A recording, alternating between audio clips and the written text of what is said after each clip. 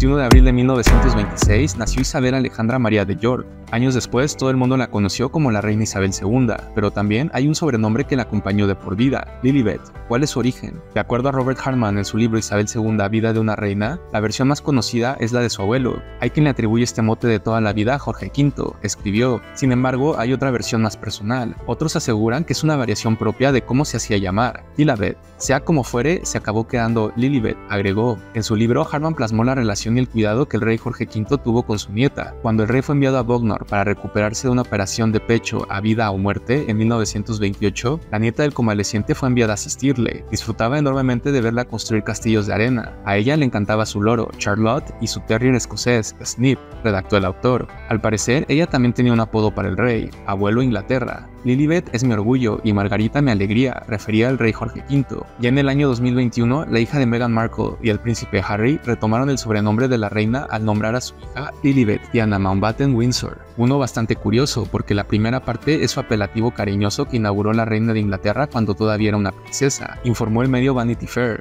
La nueva reina nunca había mostrado demasiado entusiasmo por entrar en la familia real, redactó Robert Hartman en su libro Isabel II, Vida de una reina. De acuerdo al autor, cuando Bertie empezó a cortejar a Bose Lyon, ella lo rechazó en dos ocasiones, primero en febrero de 1921 y más tarde en marzo de 1922. Finalmente, tras un fin de semana en enero de 1923, durante el cual no dejó de declararse, ella aceptó casarse con él. Aún así, jamás pensó que Bertie fuese a ascender al trono y encontraba una disfuncionalidad alarmante en los Windsor, escribió el autor. Hartman retomó dos momentos clave de la nueva reina. Después de su boda, le escribió una carta a su madre. No se tratan como familia, el trato que me brindan es magnífico, pero entre ellos es espantoso. Más tarde, cuando salieron del número 145 de Piccadilly al palacio, describió la mudanza como el peor cambio de casa de su vida. Por su parte, el medio español Vanitatis del periódico El Confidencial refirió este momento en sus páginas. Este hecho hizo que recayera sobre el duque de York el trono, cumpliéndose así una de las grandes pesadillas de la madre de la futura Isabel II.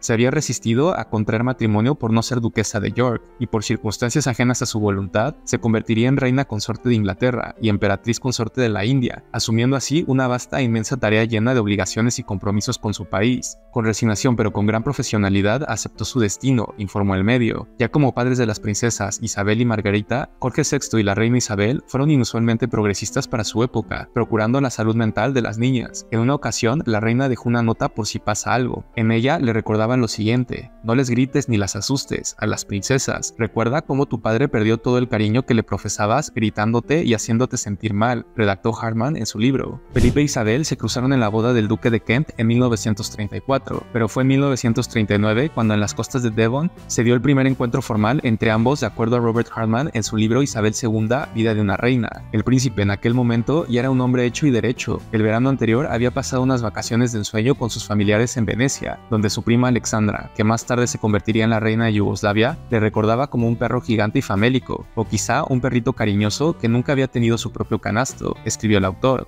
De acuerdo a la misma fuente, Felipe había triunfado con las chicas, especialmente con una debutante estadounidense llamada Covina Bright, coronada Miss Manhattan el año siguiente, redactó Hartman. Desde que conoció a la futura reina de Inglaterra en 1939, ya eran tres en la relación: Felipe, Isabel y la actriz norteamericana Covina Wright Jr. Aunque ella siempre se hizo la difícil, él la cortejó y hasta le hizo promesas de boda con un anillo de compromiso. Covina terminó casándose con un millonario americano en 1941, informó por su parte el medio español El Mundo. Siempre le ha gustado mirar escaparates, pero nunca compra. La revista Vanity Fair retomó las palabras del antiguo secretario de prensa de la reina Isabel II, Vicky Arbiter, sobre las supuestas infidelidades del duque de Edimburgo a su esposa. Tras 73 años de matrimonio, el príncipe Felipe permaneció al lado de la monarca durante más tiempo que cualquier otro consorte en la historia de la familia real británica, pero la fama de mujeriego siempre lo persiguió, informó la revista. Me resulta imposible cumplir con mis deberes de rey como desearía sin la ayuda de la mujer que amo. Fue la manera en la que Eduardo VIII justificó su renuncia al trono, de acuerdo a una nota del medio español El Mundo. Eduardo VIII, que llevaba solo 10 meses en el trono tras suceder a su padre Jorge V, se empecinó en casarse con su amante, Wallis, que ni siquiera estaba divorciada de su segundo marido, ocasionando una crisis política sin precedentes, agregó el medio español. Tras su decisión en 1936, su hermano Bernie asumió el trono como Jorge VI, y Eduardo pasó a ser el duque de Windsor. 3 años después, la Segunda Guerra Mundial comenzó. El rey, que vestiría uniforme en los siguientes 6 años, quedó absorto en las minucias de la guerra. Sin embargo, en las primeras 24 horas tras el estallido, el duque de Windsor se encargaría encargaría de tenerle entretenido con sus tonterías. La relación ya era irreparable a estas alturas, escribió Robert Hartman en su libro Isabel II,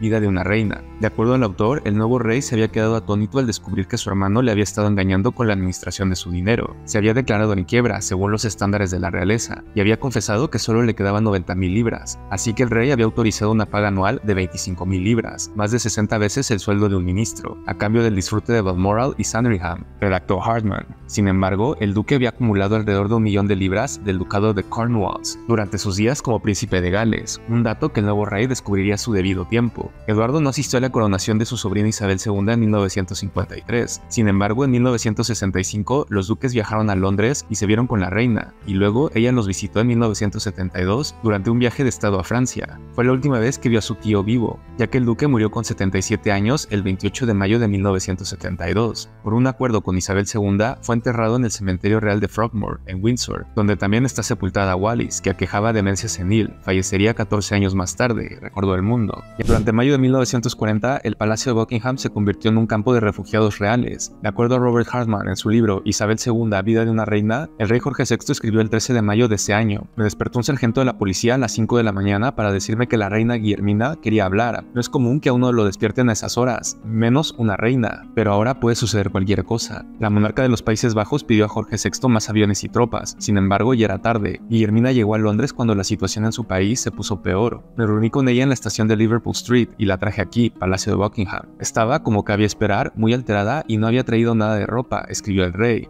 Otro de los casos llamativos de la realeza refugiándose en Buckingham fue el de la familia real noruega. La reina Isabel se encontró al rey Håkon de Noruega y a su hijo, el príncipe Olaf, roncando en el suelo del refugio antiaéreo del palacio. Le dijo a la reina María: aunque nos encante que estén aquí, es molesto no poder estar nunca solo. Recordó la anécdota Hartman en su libro. Tanto Guillermina en los Países Bajos como Håkon en Noruega pudieron continuar sus reinados tras la Segunda Guerra Mundial. Guillermina es recordada inspirando a la resistencia neerlandesa y convirtiéndose en una destacada líder de su gobierno en el exilio. En tanto, Håkon estableció su gobierno paralelo al de los alemanes, primero en el norte y este de Noruega y posteriormente en Inglaterra, convirtiéndose en un símbolo de la resistencia. En plena Segunda Guerra Mundial, las princesas Isabel y Margarita fueron enviadas al castillo de Windsor, al igual que muchos de los niños de entonces que tuvieron que abandonar sus hogares por motivos de protección, recordó la revista Hola. En el recrudecimiento del Blitz, los reyes acordaron que la princesa Isabel debutaría con su primer discurso, un mensaje a los evacuados más jóvenes, tanto de Gran Bretaña como del extranjero, como parte del programa Children's Hour, recordó por su parte Robert Hartman en su libro Isabel II, Vida de una reina. Fue el 13 de octubre de 1940 cuando el mundo escuchó por primera vez la voz de quien se convertiría en reina unos años más adelante. Sabemos que al final todo estará bien, porque Dios cuidará de nosotros y nos dará la victoria y la paz. Y cuando llegue la paz, recuerda que seremos nosotros, los niños de hoy, los que tendremos que hacer del mundo del mañana un lugar mejor y más feliz. Fue la conclusión de su mensaje. El emotivo toque final fue lo que cautivó a los oyentes. Vamos, Margarita, dijo, acercando a su hermana al micrófono. Buenas noches, niños, buenas noches y suerte a todos, recordó Hartman. En los periódicos se decía que la frase "Vamos, Margarita" se había convertido en una expresión popular, agregó el autor. La emisión fue tan conocida que también se emitió en los Estados Unidos. Con 14 años, la reina tuvo su primer éxito mediático, concluyó Hartman. En la corte británica y los círculos aristocráticos, por lo general se asumía que la princesa se casaría con un aristócrata británico mayor. Uno de los mejores y más bellos candidatos de la órbita era el vizconde Euston, heredero del duque de Grafton, escribió Robert Hartman en su libro Isabel II, Vida de una reina. De acuerdo al autor, se consideró a Fitzroy, vizconde de Euston, por muchos años como el potencial consorte de la princesa, a la que claramente le gustaba.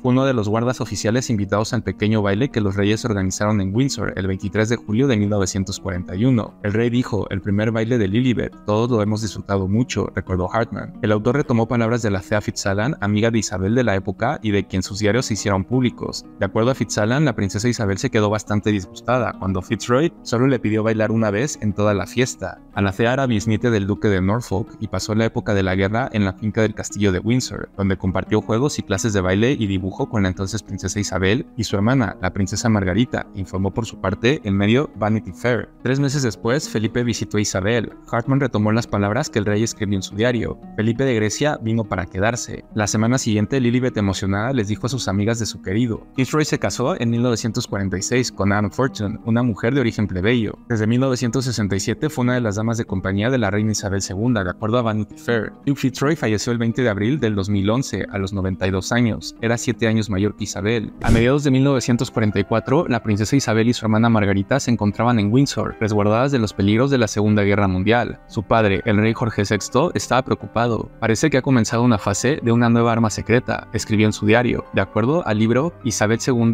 Vida de una reina de Robert Hartman. Y entonces la mayor de las pesadillas ocurrió. Un misil apuntó hacia el resguardo de Isabel y Margarita. Las princesas estaban cocinando salchichas en el gran parque de Windsor cuando avistaron su primer misil, redactó Hartman. De acuerdo al autor, Marion Crawford, también conocida como Crawfie, se abalanzó sobre la princesa Margarita. El cohete la sobrevoló y explotó en el hipódromo de Windsor, pero las dejó muy tocadas, agregó el autor. En su libro, Hartman describió que a partir de ese momento, las princesas detenían cualquier conversación si escuchaban algún ruido extraño. Todos quedaron devastados tras el peor ataque de B-1 de la guerra, que mató a 121 personas, algunas de ellas amigas de la familia, durante una misa de domingo en la capilla de los guardias, cerca del Palacio de Buckingham, recordó el autor. Incluso el rey estuvo en peligro. Un B-1 cayó cerca de su refugio del Palacio de Buckingham la noche del 20 de junio. Salí a ver el resultado y recogí las piezas de bomba por todo el jardín, escribió en su diario. En 1945, la princesa Isabel ya tenía 18 años y convenció a sus padres para que le permitieran incorporarse al Servicio Territorial Auxiliar, el ATS, la rama femenina del ejército británico. Aunque a diferencia de sus compañeras, la princesa dormía en el castillo de Windsor y comía en el comedor de oficiales, tuvo la oportunidad de pasar tiempo con chicas de su edad menos privilegiadas por primera vez en su vida. Comenzó su formación como mecánica en marzo de 1945. Realizó un curso de conducción y mantenimiento de vehículos en Aldershot, informó el medio inglés BBC. Cuando el 8 de mayo de 1945 se anunció la victoria de Europa en la Segunda Guerra Mundial, la princesa Isabel, vestida en su uniforme del Servicio Territorial Auxiliar, la rama femenina del ejército británico, se unió a la multitud que celebraba por las calles que colindaban con el Palacio de Buckingham. El 9 de mayo la fiesta continuó. De nuevo, entre la multitud anduvimos kilómetros. He visto a mis padres en los balcones a las 12:30. He comido, he festejado y me he ido a la cama a las 3, redactó en su diario de acuerdo al libro Isabel II, Vida de una reina, de Robert Hartman. El autor recordó que la prima hermana y amiga de Isabel, Margaret Rhodes, mencionó que bailaron la conga y el Lambeth Walk entre la multitud, incluso por la recepción del Hotel Ritz. La princesa disfrutó salir de palacio, gritaba, "Queremos ver al rey", redactó Hartman. Un soldado holandés se unió al grupo de amigas de Isabel. Tras reconocer a sus compañeras de baile, se retiró discretamente tras pronunciar las siguientes palabras: "Ha sido un gran honor, jamás olvidaré esta velada", escribió Hartman. El 15 de agosto, con la caída de Japón, Londres fue un carnaval. La princesa Isabel escribió en su diario: "Anduve kilómetros, bebí en Dorchester, vi a padre y a madre 2 veces, lejos, mucha gente. La fiesta continuó la noche siguiente. He cantado hasta las 2 de la madrugada, en la cama a las 3, escribió en su diario de acuerdo a Hartman. La BBC recordó que la reina Isabel II fue la primera mujer de la familia real en ser miembro en servicio activo de las Fuerzas Armadas Británicas, y hasta el 8 de septiembre de 2022 era además el último jefe de Estado sobreviviente que sirvió durante la Segunda Guerra Mundial. Nunca perdió el gusto de conducir, a veces a velocidades altas, y dicen que en ocasiones reparaba motores defectuosos tal como aprendió en la guerra, pero hubo algo que se forjó en esa amarga época y perduró, un profundo vínculo con sus súbditos, porque ella y su familia estuvieron ahí durante y después, informó el medio. El 20 de noviembre de 1947 se casaron Isabel y Felipe en la abadía de Westminster, siendo la primera boda real que se transmitía al mundo y que fue seguida por 200 millones de personas, de acuerdo a una nota de la revista Vanidades. Las fotos enmarcan la felicidad de la pareja, pero detrás de las sonrisas hubo problemáticas y dramas. Como toda boda real que se preciara, vino acompañada de un montón de problemas. Uno de ellos fue la lista de invitados por parte del novio, puesto que todas las hermanas que le quedaban en vida se habían casado con oficiales alemanes de alto rango durante la guerra. Finalmente, ninguna fue invitada, redactó Robert Hartman en su libro Isabel II,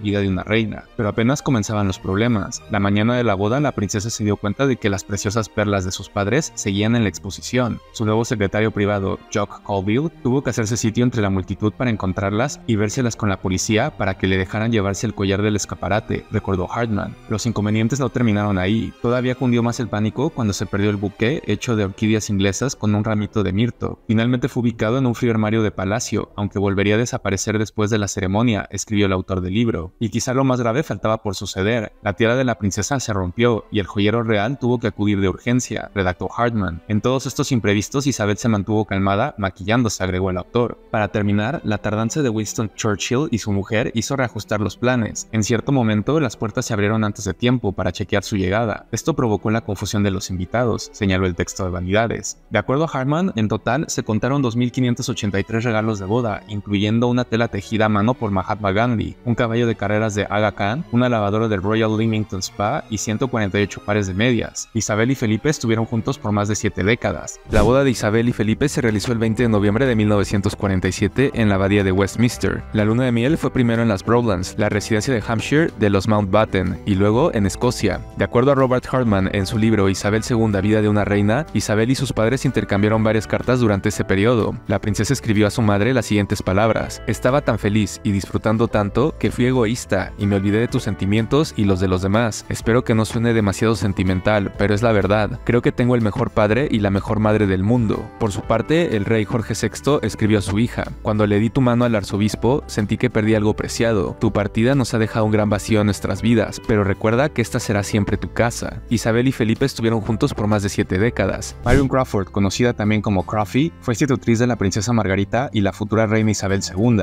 Fue contratada por la entonces duquesa de York, la reina madre, en 1933, señaló la revista Vanity Fair. Crawfie fue la maestra de las princesas después de la abdicación de Eduardo VIII y no se retiró hasta el matrimonio de Isabel con Felipe en 1947. En febrero de 1950, Woman's Own anunció que Crawfie contaría su historia. Meses antes, la familia real había escuchado rumores de que su querida institutriz podría estar a punto de escribir sus memorias para una editorial estadounidense. Teniendo en cuenta todo lo que habían pasado juntas y el hecho de que Crawfie todavía estaba viva y libre de responsabilidades en el recinto del Palacio Kensington, a la familia real le parecía impensable, escribió Robert Hartman en su libro Isabel II, vida de una reina. De acuerdo a Hartman, la reina, madre de Isabel y Margarita, escribió a Crawfie las siguientes palabras: la gente en puestos de nuestra confianza debe ser hermética como ostra. Le dijo que una cosa era hablar de manera anónima a escritores autorizados por ellos, pero que debía resistir las mieles del dinero estadounidense y decir que no a los dólares a cambio de artículos sobre algo tan privado y preciado como su familia. Sin embargo, Crawfie aceptó la oferta de $80,000. Cuando las primeras entregas de The Little Princesses aparecieron en el Ladies' Home Journal de los Estados Unidos en enero de 1950, se vendieron al instante. En Gran Bretaña, Woman's Own gozó de un éxito similar. Más tarde se publicaría su historia en una edición de tapa dura y se convertiría en un éxito editorial, redactó Hartman. Nuestra institutriz, en quien confiábamos plenamente, ha perdido la cabeza, le dijo la reina a su amiga Lady Astor. Crawfie quedó marcada por la realeza británica. Cuando murió, no recibió ningún detalle de Isabel ni de Margarita. Se decía que nunca se recuperó del rechazo real y que incluso intentó quitarse la vida antes de fallecer en febrero de 1988 con 78 años. La ausencia de flores de parte de la realeza en su funeral suele usarse para representar la sed de venganza, escribió Hartman. Margarita se expresaba de la siguiente forma sobre su institutriz: Crawfie, una víbora. A principios de 1954, Isabel se encontraba de gira por Australia a 2 años de haber ascendido al trono. Durante su estancia en aquel país, sucedió algo que nunca se vio entre ella y Felipe: una pelea. Unos fotógrafos que esperaban en la entrada de la casa para filmar a la pareja con koalas durante su retiro el fin de semana en un parque nacional de Victoria se quedaron perplejos cuando la puerta se abrió y el duque salió echando chispas, escribió Robert Hartman en su libro Isabel II,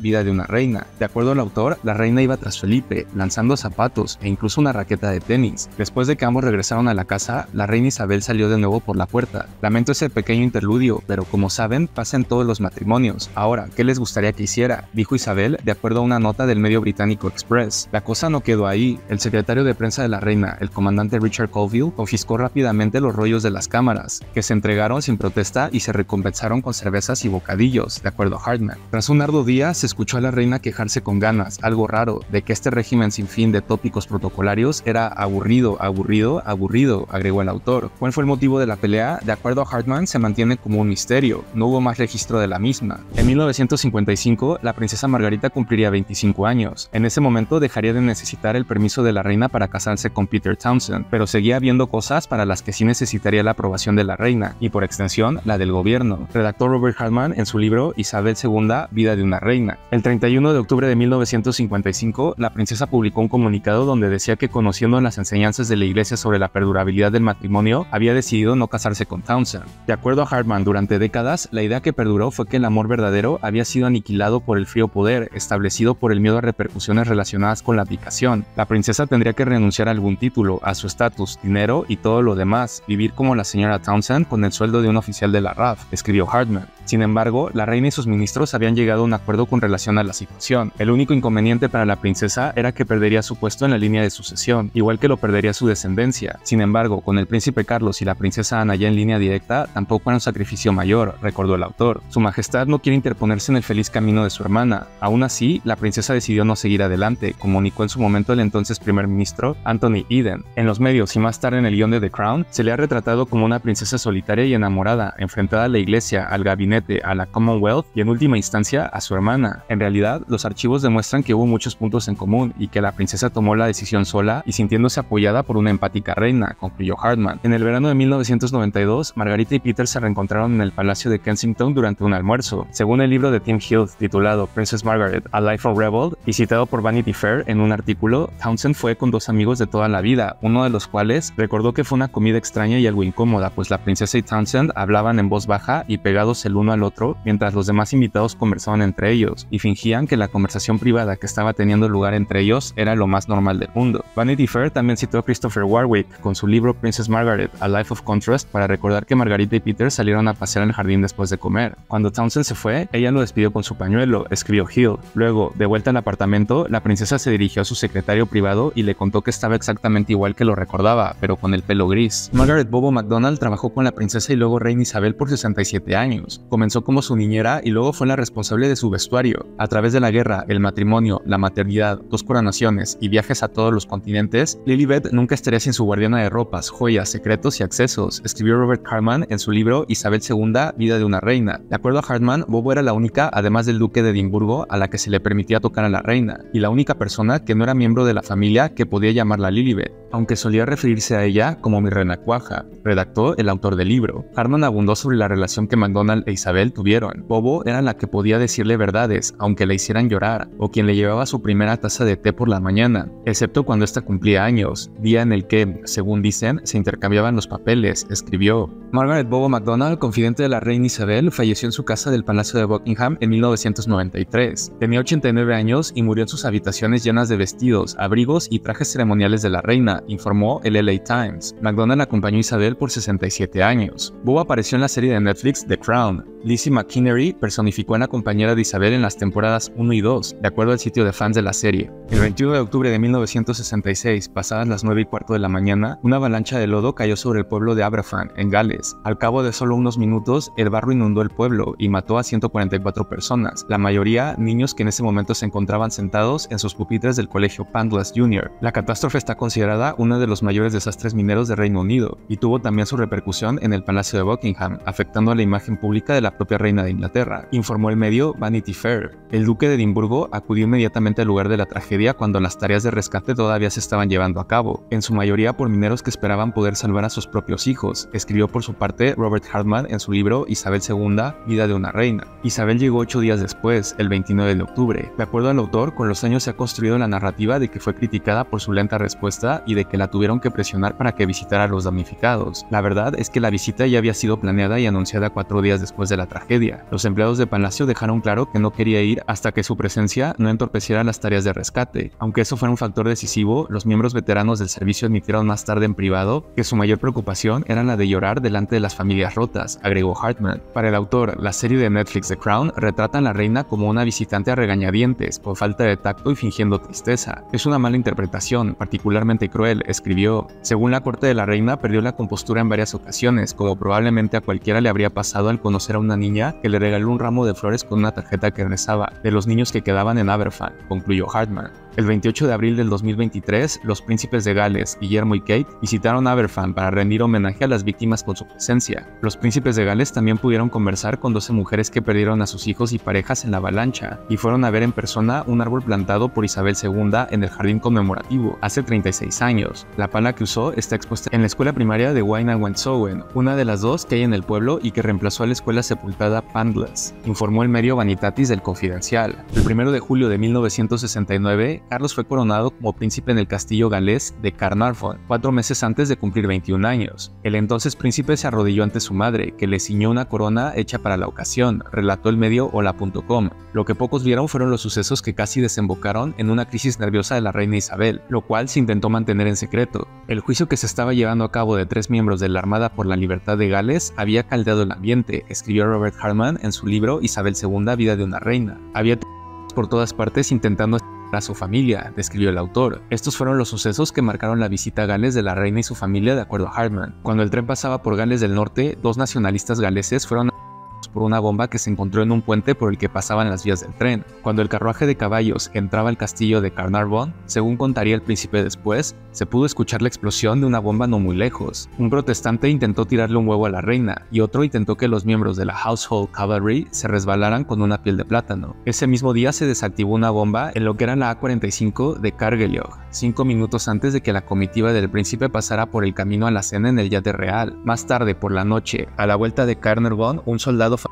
por una bomba que colocaron bajo su furgoneta. Cuando la reina regresó a Londres, se enteró de todos los acontecimientos. Sucedió otro evento importante, por así decirlo. De repente desapareció de la escena pública. Por primera vez, dejando de lado sus embarazos, canceló sus compromisos durante toda una semana. Fue el momento que más cerca estuvo de una crisis nerviosa, escribió Hartman. Sus asistentes apelaron a un resfriado con fiebre, pero la realidad fue otra, de acuerdo al autor. La ceremonia fue recreada en el episodio 6 de la tercera temporada de The Crown. En 1973, el primer ministro Edward Heath insistió en que el dictador africano Mobutu Sese Seko de la República de Zaire, actual Congo, y su esposa María Antoniette visitaran el Palacio de Buckingham. El encuentro fue desafortunado e hizo que la reina montara en cólera. Lo que la monarca no podría ni iba a tolerar bajo ninguna circunstancia eran las tretas de la esposa, María Antoniette. Poco después de la llegada de la pareja, las cocinas del palacio recibieron una petición de un criado de llevar carne cruda a la suite belga. Al parecer, la primera dama de Zaire había colado a su perrito faldero en el palacio, lo cual no solo era una violación flagrante de las estrictas leyes antirrábicas de Gran Bretaña, sino también un gesto de muy mala educación, escribió Robert Hartman en su libro Isabel II, Vida de una reina. De acuerdo al autor, antiguos empleados comentaron que pocas veces habían visto a la reina tan alterada. Montó en cólera, dijo William Hasseltine, secretario privado de Isabel. Sacad a ese perro de mi casa, exclamó la monarca. El perro de Mobutu fue requisado y encerrado en cuarentena en las perreras. Los coris de la reina fueron transportados a Windsor. La visita de estado se desarrolló fría como el hielo. Mobutu había intentado excusar el incidente del perro en una cena formal con el primer ministro, insistiendo en que el perro era británico de nacimiento y que María Antoniette, muy digna de su nombre, solo había traído al perro a Londres para que conociera su ciudad natal, recordó Hartman. Mobutu murió el 7 de septiembre de 1997 de un cáncer de próstata que se le había desarrollado desde 1962. Está enterrado en el cementerio de Rabat, Marruecos, lugar en el que permaneció luego de que Francia se negó a recibirlo tras su derrocamiento. El 20 de marzo de 1974, la vida de la princesa Ana estuvo en peligro. Ese día sufrió un intento de secuestro. Volvía de un evento benéfico al Palacio de Buckingham con su marido. El Rolls Royce real descendía por la avenida cuando un Ford Escort, conducido por el fanático Ian Ball, derrapó justo delante y detuvo el vehículo. Escribió Robert Hartman en su libro Isabel II, Vida de una reina. De acuerdo al autor, el responsable de la protección de la princesa, el inspector Jim Beaton, quedó gravemente herido al salir del coche y recibir 3 disparos. Paul intentaba sacar a la princesa del coche, gritando que quería un rescate de 2 millones de libras, recordó el autor. ¿Qué te has creído?, respondió ella, con su marido agarrándola del brazo y añadió, no tengo 2 millones. Paul consiguió huir del lugar, pero después fue detenido por la policía. ¿Cómo fue que la princesa frustró el secuestro? De acuerdo a Hartman, años después, la princesa explicó que su formación ecuestre le había sido de gran ayuda. Lo que pasa con los caballos y la hípica es que tienes que prepararte para lo inesperado, dijo. Sin embargo, hay otra explicación de esta valiente muestra de sangre fría. Estaba muy enfadada porque me había arrancado una manga del vestido, y era nuevo, y de marca, le explicó la princesa a su biógrafo Brian Hoy. En el coche alquilado por Ball había tranquilizantes, esposas y una nota inconexa, en la que exigía 2 millones de libras en billetes de 5 repartidos en 20 maletines, que había que llevarle a un avión con destino a Suiza,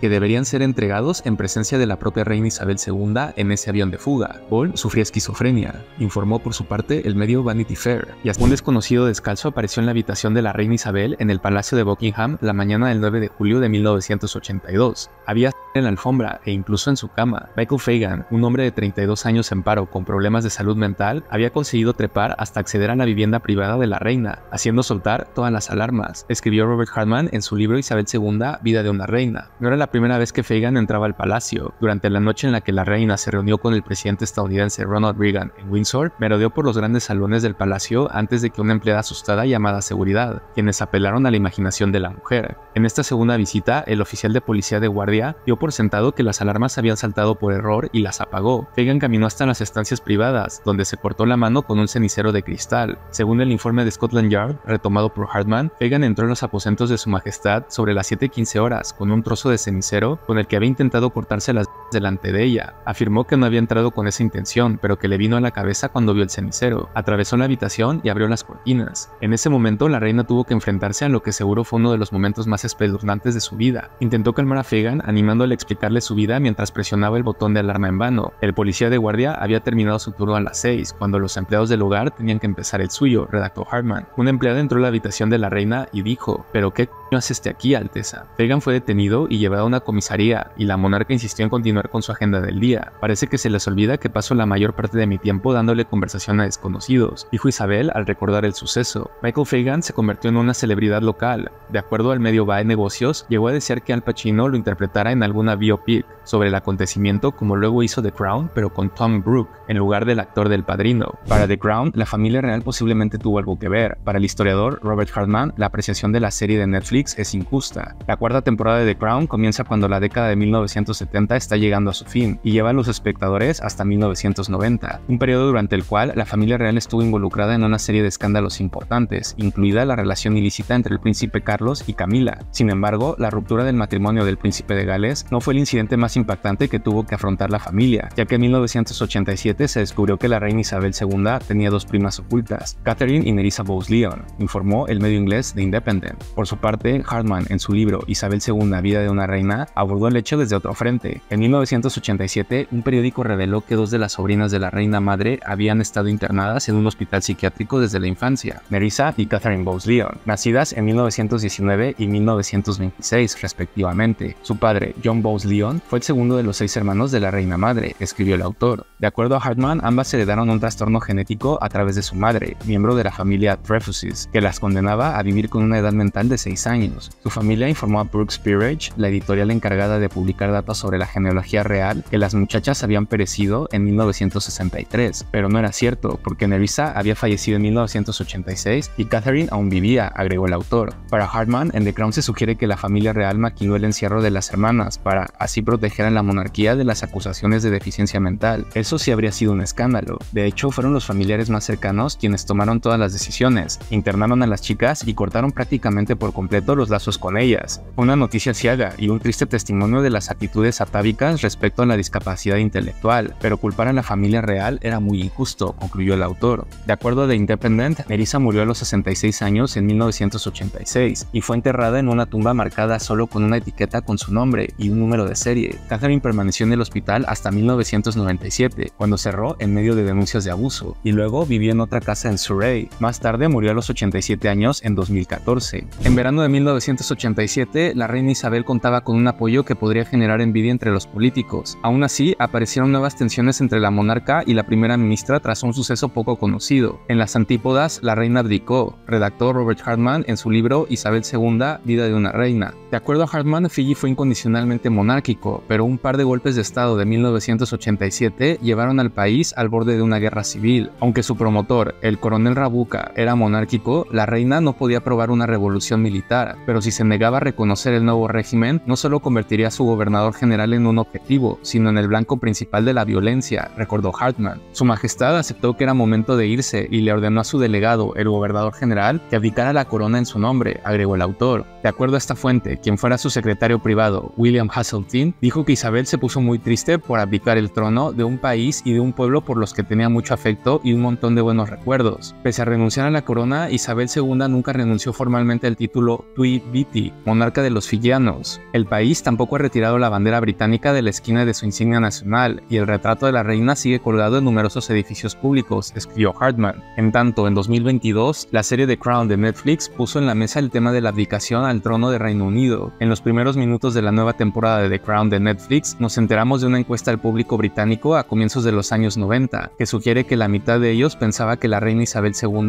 debía abdicar en favor del príncipe Carlos, informó el medio argentino La Nación. Aunque la encuesta del Sunday Times con la pregunta de la abdicación fue real, algunos de los detalles no correspondían al cuestionamiento original, sin duda para agregar drama a la serie de Hollywood. El sondeo fue publicado en enero de 1990, no en agosto de 1991, como muestra la serie, y casi la mitad de los encuestados dijo que la reina debería considerar abdicar a favor de Carlos, pero lo que es más importante, dijeron que finalmente debería considerar abdicar, no necesariamente en ese mismo momento. El finalmente fue dejado de lado en la serie, agregó agregó el medio. En 1991, luego de que la Guerra del Golfo terminara, la reina Isabel visitó Estados Unidos como la celebración de una larga amistad que había acabado con el enésimo tirano. La gira empezó en Washington, con discursos formales en los jardines de la Casa Blanca. En nombre de un pueblo norteamericano que venera este país del que provenimos, le doy la bienvenida, le dijo el presidente Bush, escribió Robert Hartman en su libro Isabel II, Vida de una Reina. Y después sucedió lo inimaginable, un acto considerado como uno de los peores deslices en la historia del protocolo de Estados Unidos. Según George W. Bush, el jefe del protocolo era Joseph Reed, amigo de mi padre. Recuerdo que mi padre estaba furioso y que no daba crédito, recordó Hartman. Cuando el presidente Bush concluyó su bienvenida, la reina subió para contestar. El podio se había diseñado para que lo ocupara un hombre de 1,90 y no se ajustó para una mujer de poco más de 1,60. Todo el mundo la oía, pero pocos veían más que su coronilla. Como declaró un comentarista de la NBC, se ha ido y solo he visto un sombrero que habla, escribió el periodista. De acuerdo a la misma fuente, el personal de Palacio aún hoy sigue refiriéndose a esa visita como la gira del sombrero hablante. La visita continuó y se hizo una sesión conjunta en el Congreso estadounidense. De pie en el estrado, la reina introdujo una línea extra en su discurso. Espero que hoy sí me vea bien. Ambos sucesos fueron recordados por la cadena CBS en 2022, tras la muerte de la reina. En febrero de 1992, Diana y Carlos, príncipes de Gales, viajaron por India, una visita que confirmó las especulaciones que llevaban un tiempo circulando acerca del estado de su matrimonio. Mientras el príncipe acudía a una reunión con empresarios en Delhi, la princesa viajó a Agra. Los itinerarios se habían planeado meses antes, refirió Robert Hartman en su libro Isabel II, Vida de una Reina. Cuando una pareja real iba de gira, era habitual que tuviera programas diferentes para maximizar el impacto diplomático. El objetivo primordial de la visita a Agra era ver los proyectos de salud pública que se estaban llevando a cabo, recordó el periodista. En su visita, Diana posó en el Taj Mahal, y estaba ella sola. Esta imagen levantó la suspicacia de los medios, que evocaron enseguida las palabras que el propio Carlos había dicho en 1980, cuando visitó ese mismo lugar. Un día traeré aquí a mi esposa, y ahí estaba Diana, en el Taj Mahal. Sin él, se convertiría en una de las imágenes más conocidas de la década, escribió Hartman. 25 años después, en 2017, el príncipe Harry y Meghan Markle viajaron a India. No te hagas la típica foto delante del Taj Mahal, dijo el miembro de la realeza. Ella me había preguntado por qué, y yo le respondí que era por mi madre, argumentó el príncipe en su libro Spare. De acuerdo a Harry, le explicó a Meghan que su madre había posado en ese punto, haciendo una imagen memorable. No quería que nadie pensara que Meg intentaba imitar a mi madre. Meg jamás había oído hablar de esa foto, y el asunto le pareció desconcertante, y a mí me enamoró eso, agregó. En agosto de 1992, el Daily Mirror registró una de sus mejores jornadas a nivel de ventas, tras publicar fotografías íntimas de la duquesa de York, Sarah Ferguson, con su asesor financiero John Bryan. Sarah estaba en Balmoral con la reina y sus hijas cuando bajó por la mañana y se encontró a los miembros de la familia absortos, leyendo las 10 páginas de pura ignominia. Se disculpó con la reina, que estaba furiosa, recordó Robert Hartman en su libro Isabel II, Vida de una Reina. Por su parte, The Sun respondió con una contraexclusiva devastadora. Publicó una conversación llena de insinuaciones entre Diana y James Gilby, un viejo amigo que le había aportado información a Morton para su libro, escribió Hartman. De acuerdo al autor, la conversación había sido interceptada. Era Nochevieja de 1989, y en ella se oía a Gilby llamar Squidgy, que significa bomboncito, a Diana y a la princesa hablar de forma negativa contra la familia real. La reina mantuvo la compostura, opinó Hartman. En 1992, la reina Isabel celebró sus 4 décadas en el trono. En la celebración de este aniversario, el 24 de noviembre, la monarca de Reino Unido expresó el malestar que este año le había dejado. 1992 no es un año al que miraré hacia atrás con absoluto placer. En palabras de uno de mis corresponsales más comprensivos, ha resultado ser un annus horribilis. Sospecho que no soy la única que lo piensa así, dijo la monarca, de acuerdo a una nota de Univision. Su discurso tuvo lugar tan solo 4 días después de que un gran incendio destruyera gran parte del castillo de Windsor. Esta tragedia fue parte de los múltiples encabezados de los tabloides que azotaron a la familia real durante 1992, agregó el medio. En 1993, la princesa de Gales estaba moldando a la vida como semi-integrante de la corona. Continuó sus visitas como embajadora para el Reino Unido y se embarcó en su primer viaje de trabajo desde que se separó de Carlos. El divorcio entre ambos se consumaría en 1996. En marzo de 1993, visitó Nepal con la ministra británica para el desarrollo extranjero, la baronesa Choker. Los monarcas nepalíes no tenían muy claro cómo debían tratar a una posible monarca del Reino Unido que se había separado del futuro rey. En un momento dado de la visita, el príncipe Dipendra, que en 2001 toda su familia, invitó al secreto a la princesa a dar una vuelta por Katmandú en su deportivo, recordó Robert Hartman en su libro Isabel II, Vida de una Reina. De acuerdo a Hartman, salieron altas horas de la noche y el príncipe ordenó a la policía que cerraran las calles. La ministra británica recuerda haberse despertado cuando el embajador de Reino Unido Unido tocó violentamente su puerta para decirle que la princesa se había marchado. Choker le dijo: pues llame a la policía, mi trabajo no es mantenerla encerrada. El 2 de junio de 2001, en lo que parecía otra cena familiar de la familia real de Nepal, el príncipe heredero Dipendra disparó contra sus padres, sus hermanos, tíos y cuñados, desatando una...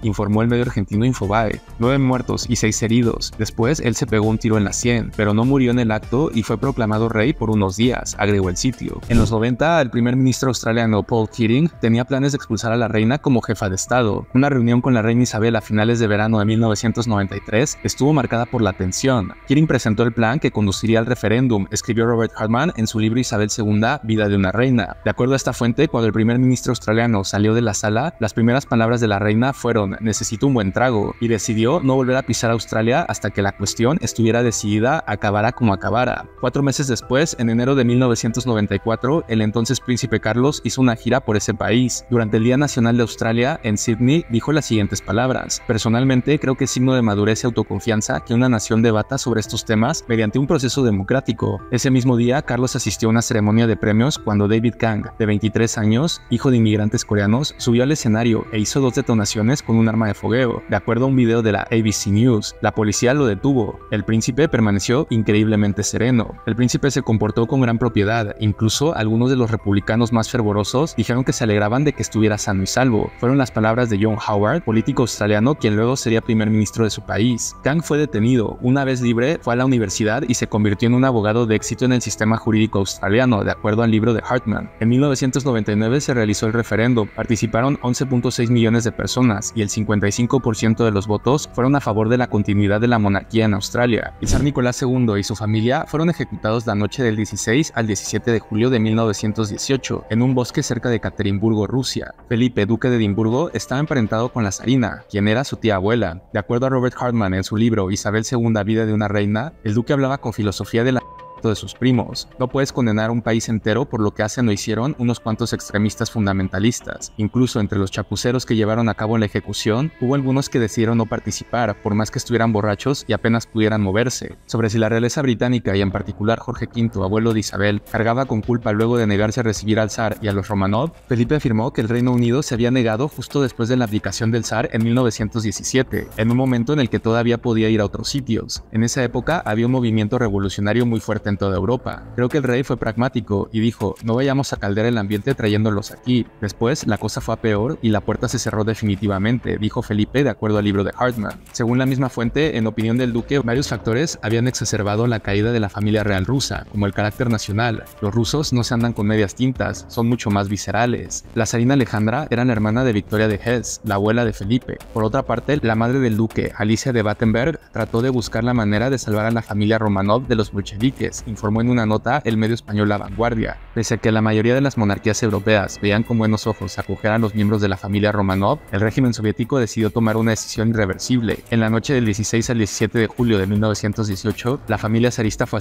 tiros. Pese a que se especuló con que la hija pequeña, Anastasia, había sobrevivido, las pruebas de ADN demostraron lo contrario, señaló el medio. Era el cumpleaños de Carlos, el 14 de noviembre de 1995. Esa fue la fecha en la que la princesa Diana anunció que había concedido una entrevista al programa insignia de la BBC, Panorama. No se lo había contado ni a su secretario privado ni a su secretario de prensa. Ambos dimitieron al cabo de un poco, pero lo más significativo fue que no se lo había dicho a la reina, pese a haber hablado con ella el día anterior, escribió Robert Hartman en su libro Isabel II, Vida de una reina. De acuerdo a Hartman, el periodista de la BBC, Martin Bashir, se ganó la confianza de Diana a través de su hermano, el conde Spencer. Bashir falsificó extractos bancarios para demostrar que el ex jefe de seguridad del conde había aceptado diferentes sobornos. Después le dijo a la princesa que su personal, sus amistades e incluso las fuerzas de seguridad conspiraban en su contra. Así consiguió volver a la princesa contra aquellos que quizá le habrían asesorado sabiamente con la mejor de las intenciones, recordó Hartman. La entrevista se dio a conocer el 20 de noviembre. Diana se sinceró con Bashir acerca de su familia, su infelicidad y el adulterio, hablando con una franqueza chocante. La reina no vio el programa, pero se quedó de piedra al descubrir lo que en él se decía. Con una rapidez y una firmeza que cogieron por sorpresa a Diana, escribió tanto al príncipe como a la princesa para decirles que había llegado la hora del divorcio, redactó Hartman. Mientras Mientras Carlos comunicó estar de acuerdo con la separación, Diana, aunque en su entrevista dijo que no quería divorciarse, mandó a sus abogados para iniciar las conversaciones. En mayo de 2021, la BBC ofreció disculpas por la entrevista. Por su parte, en un comunicado, Bashir se disculpó por falsificar los documentos, pero dijo que seguía inmensamente orgulloso de la entrevista. Los extractos bancarios no influyeron en absoluto en la decisión personal de la princesa Diana de participar en la entrevista, dijo, de acuerdo a una nota de la BBC. Tras anunciar su separación, en febrero de 1996, Diana se reunió con la reina Isabel para tratar de relajar las relaciones. En un acto que después generaría controversias, Diana se ofreció a renunciar al título de Su Alteza Real, porque dijo que no lo necesitaba, de acuerdo a Robert Hartman en su libro Isabel II, Vida de una Reina. A la reina le vino bien, porque sentaba un precedente. A partir de entonces, el título adquirido al casarse acabaría si el matrimonio se disolvía, agregó el autor. De acuerdo a la misma fuente, al poco tiempo, Diana sugirió por boca de su cortejo de leales tertulianos que la habían coaccionado para renunciar a su estatus real. Sin embargo, el palacio fue claro. El secretario de prensa de la reina no dejó lugar a dudas. La decisión había sido de la princesa, redactó Hartman. La monarca se había asegurado de que uno de sus secretarios privados levantara acta de todo lo hablado en el encuentro. La monarca no quería que la acusaran de mentir, agregó. El 16 de julio de 1996, apenas 24 horas después de que Carlos y Diana se presentaron ante el juez para terminar su matrimonio, la princesa renunció a cerca de 100 patronazgos, incluyendo la vicepresidencia de la Cruz Roja, un papel en el que la propia organización había ascendido a la princesa de figura royal a embajadora global, informó la revista Vanity Fair. En 1995, los separatistas francófonos de Quebec forzaron un referéndum de independencia. Unas semanas antes de la votación, la reina fue blanco de una broma. Se vio arrastrada personalmente a la pugna cogiendo una llamada del francófono primer ministro de Canadá, Jean Chrétien, salvo que no era el político, sino un bromista de nombre Pierre Brassard,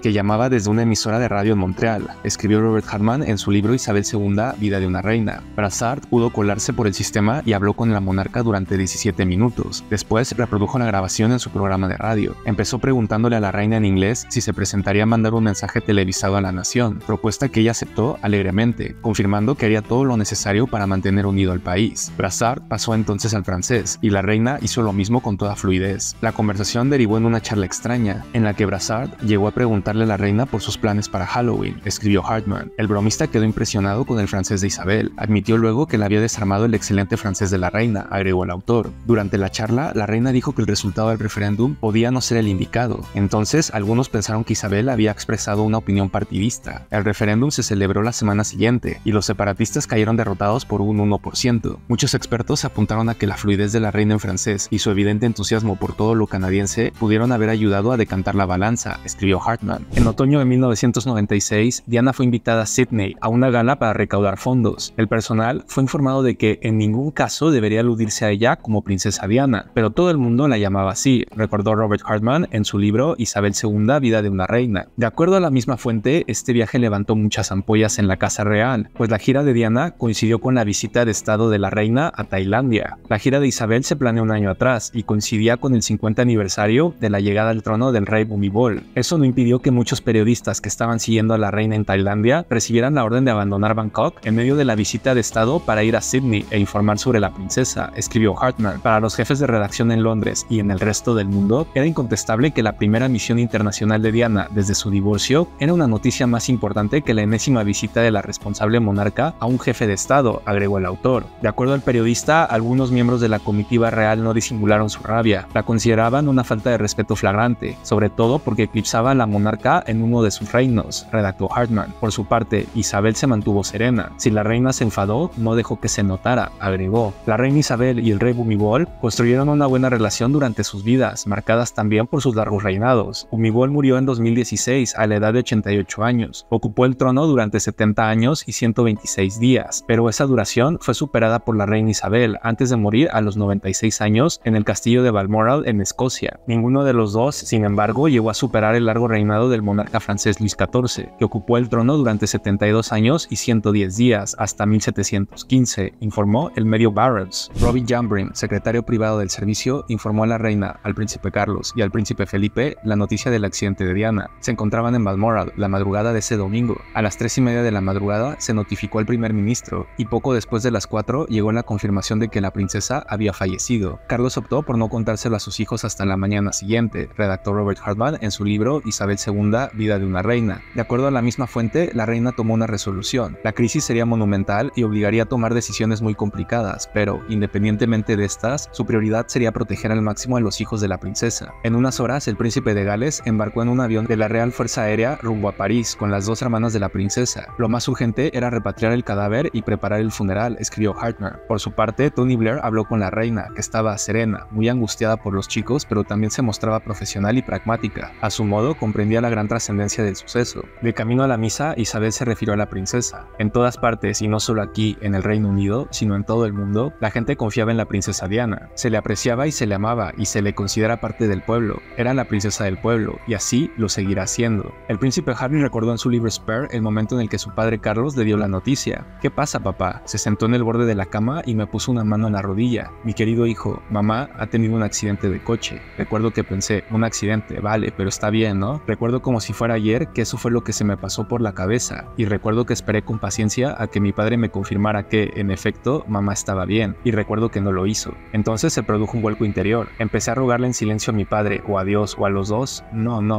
Mi padre examinó los pliegues de las viejas colchas, mantas y sábanas. Ha habido complicaciones. Mamá ha resultado gravemente herida, y la han llevado al hospital, mi querido hijo. Siempre me llamaba querido hijo, pero lo estaba repitiendo mucho. Hablaba en voz baja. Daba la impresión de que estuviera en shock. Ah, el hospital, sí, con lesiones en la cabeza. Mencionó a los paparazzi, dijo que la habían estado persiguiendo. Creo que no podría jurarlo, pero lo más probable es que no. Los fotógrafos eran un problema tan grande para mi madre, para todo el mundo, que no hacía falta decirlo. Pensé de nuevo, herida, pero está bien, la han llevado al hospital, le curarán la cabeza e iremos a verla, hoy, esta noche, esta tarde. Lo han intentado, mi querido hijo, me temo que ya no se ha recuperado. Estas frases las llevo clavadas como dardos, lo dijo así, de eso estoy seguro, ya no se ha recuperado. Y luego todo pareció detenerse. Mi padre no me abrazó, no se le daba muy bien expresar sus emociones en circunstancias normales. ¿Cómo iba a esperarse otra cosa durante semejante crisis? Es cierto que posó la mano una vez más sobre mi rodilla y me dijo, todo irá bien. No era poca cosa para él, paternal, esperanzado, bondadoso y pero tan equivocado. Se puso en pie y se marchó. Diana de Gales falleció en las primeras horas del 31 de agosto de 1997 tras un accidente automovilístico ocurrido en el interior del túnel del Alma, en París, Francia. Su pareja, Dodi Al-Fayed, y el conductor del vehículo, Henry Paul, murieron en el acto, mientras que el cuarto ocupante, el guardaespaldas Trevor Rhys-Jones, sobrevivió pese a sufrir heridas de gravedad. Isabel y Felipe volvieron a Buckingham el 5 de septiembre, días después de la muerte de Diana. Ahí detuvieron su Rolls Royce antes de cruzar la reja del palacio para mirar algunos ramos y hablar con la multitud que se dio cita en el inmueble. Robert Hartman, en su libro Isabel II, Vida de una reina, relató el encuentro de la reina con una niña de 11 años llamada Catherine Jones. La niña tenía 5 rosas rojas en la mano. Isabel le preguntó si quería que se las colocara en la reja. No, su majestad, son para usted, contestó Jones. ¿De verdad?, preguntó la reina visiblemente emocionada. Más adelante, Catherine confesó a The Times que al principio había comprado las flores para la difunta princesa, redactó Hartman, pero cuando vi a la reina y lo triste que se le veía, me dio lástima por todas las cosas que se habían dicho. Es la abuela de Guillermo y Enrique, y ellos la necesitaban más que nosotros, dijo Jones. Isabel y Felipe entraron al palacio por la única puerta transitable entre el mar de flores. Se empezó a notar el cambio en la dirección en la que soplaba el viento. Hubo un tímido aplauso, escribió Hartman. Con un puñado de alborotadores escondidos en la multitud congregada fuera del palacio, la reacción podía haber sido muy distinta. Fue un acto memorable de humildad y autoridad personal de la monarca, y funcionó, agregó el autor del libro. Esa tarde Isabel compareció en directo por televisión para dar un mensaje especial. Reconoció que esos últimos días sumieron al país en la incredulidad, la incomprensión y la rabia. Así que las palabras que comparto con ustedes como reina y como abuela me salen del corazón, dijo. Después de enumerar los muchos atributos de Diana, añadió una elegante réplica a algunos de sus más histéricos críticos de los últimos días, escribió Hartman. Esta semana en Balmoral todos hemos intentado ayudar a Guillermo y Enrique a asimilar la trágica pérdida que tanto ellos como el resto de nosotros hemos sufrido, dijo Isabel. La monarca describió a la princesa de Gales como un ser humano excepcional, al que, dijo, admiré y respeté por su energía, aliento y sobre todo por su devoción a sus hijos. Eligió para mayor efecto un trasfondo espectacular. De espaldas a un ventanal abierto se podía ver a la multitud de dolientes que continuaban colocando ramos de flores, tarjetas, globos y animales de peluche a las puertas de la residencia real, recordó por su parte el diario español El País en una nota. En tanto, Tony Blair mencionó que su mensaje había sido casi perfecto, consiguió ser reina y abuela al mismo tiempo. De acuerdo al País, la bandera de Buckingham ondeó a media asta. Isabel ordenó que el estandarte real del palacio fuera temporalmente reemplazado por la bandera británica y que fuera arriado hasta medio mástil. La revista Vogue calificó la relación de Carlos y Camila como apasionante y polémica. Después de mantenerse en contacto desde 1970, 35 años después decidieron casarse en una íntima ceremonia civil de segundas nupcias en el ayuntamiento del castillo de Windsor. Fue una ceremonia civil, no fue una boda real como la de los cuentos de hadas, pero sí un acto de amor verdadero. Esto se debió a que tanto él como su esposa rompieron sus votos ante la iglesia. Carlos se divorció de la princesa Diana en 1996 y Camila de Andrew Parker Bowles el año anterior. Los padres del novio, la reina Isabel II y el príncipe Felipe, duque de Edimburgo, no asistieron a la ceremonia, pero sí estuvieron presentes en la recepción. Carlos se convirtió en el primer miembro de la corona británica en contraer matrimonio por medio de una ceremonia civil, señaló Vogue. A la ceremonia solo asistieron 28 personas. La novia iba de azul claro, no de blanco, mientras que el novio vestía un chaquet, no un uniforme ceremonial completo. No se orquestó ningún beso para la prensa, ni un pomposo paseo en carruaje, escribió por su parte Robert Hartman en su libro Isabel II, Vida de una reina. De acuerdo a esta fuente, los presentes recuerdan el inmenso deleite que se apoderó de la sala cuando la madre del novio se dispuso a hablar en la recepción. La reina optó por trazar una analogía con las carreras de caballos, pues no dejaba de ser el día del Grand National. En tono jocoso, dijo que los recién casados habían vencido todos los obstáculos hasta llegar al reservado del ganador, recordó Hartman. El periodista señaló que cuando los novios salieron para iniciar su luna de miel en Birk Hall, Enrique no dudó en dar un beso lleno de ternura a su nueva madrastra. Camila era la villana en los tabloides y necesitaba rehabilitar su imagen, dijo Enrique en el 2023, en una conversación con Anderson Cooper en el programa 60 Minutos de la CBS. En su autobiografía relata que tanto él como su hermano aceptaron esa relación, pero estaban en contra del matrimonio. No pensamos que fuera necesario, iba a causar más daño que bien, y si él estaba bien con esa persona era más que suficiente. ¿Por qué ir más lejos si no era necesario? Queríamos que fuera feliz y vimos que lo era con esa persona, y ya, estaba bien, era suficiente, agregó Enrique. Durante una cumbre en Rusia en 2005, mediante un micrófono de televisión, se escuchó al presidente francés Jacques Chirac burlarse del Reino Unido y de la comida británica con el canciller alemán Gerhard Schröder y el ruso Vladimir Putin. De acuerdo a Robert Hartman en su libro Isabel II, Vida de una reina, Chirac dijo sobre la comida inglesa y luego no lo desmintió, que uno no puede fiarse de gente con una gastronomía tan horrorosa. Después de Finlandia es el país con la peor comida. En la misma fuente se retomó el recuerdo de Tony Blair acerca de la cena con los líderes mundiales celebrada con motivo de la cumbre del G8 en 2005, una semana después del dicho del francés. Los primeros ministros disfrutaron viendo a la reina molestar educadamente al presidente de Francia, Jacques Chirac, escribió Hartman. La prensa finlandesa y británica habían causado revuelo con el tema de la gastronomía. Cuando todo el mundo se sentó para cenar, la reina no quiso dedicar mucho rato a la metedura de pata de Chirac, pero el honor nacional no podía tolerar que se fuera de rositas, redactó Hartman. Según Blair, con un aire travieso, pidió que le explicaran por qué Finlandia se había ofendido tanto con Francia. Recuerda con alegría la excusa que balbuceó Chirac,